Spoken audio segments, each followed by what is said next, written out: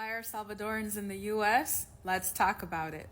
El Salvador is the smallest country in Central America, yet one out of every 5 Salvadorans lives in the US. So let's talk about how we got here.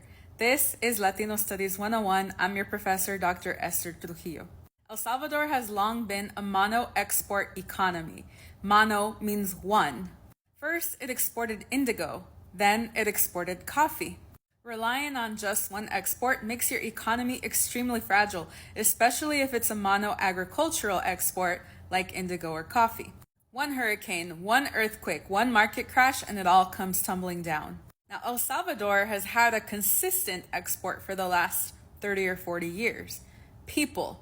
And its new development model is remittances. Remittances are the money that people who have immigrated send back home.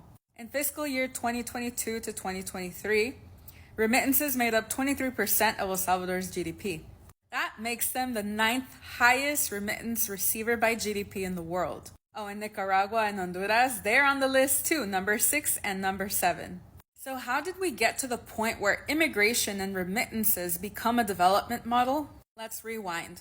The 1930s saw massive indigenous massacres, including the El Mozote massacre.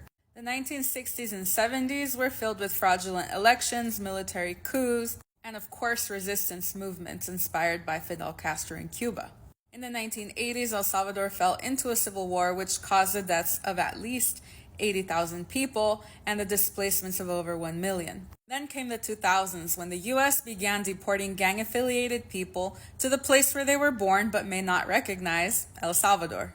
These people, raised in mostly urban cities, grew up with certain survival tactics that they then mapped to their new conditions in El Salvador. This contributed to the rise in violence, extortion, and instability, and people fled.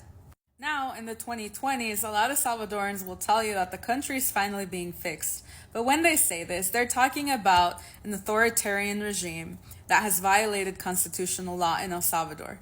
President Nayib Bukele has violated the Salvadoran constitution by illegally running for a second term, suspending habeas corpus, and jailing thousands of people without trial. You may have recently heard about this because of convicted felon Donald Trump's administration's policies about deporting people to that nation, also without due process. So, why are Salvadorans in the US? Why am I here? Yes, I'm Salvadoran, at least half. Because for decades, violence, poverty, and authoritarian rule left many without any other option. Once again, I'm trying to drive the message home for you all that migration is not random. It is the result of policies, histories, and people's desire to survive.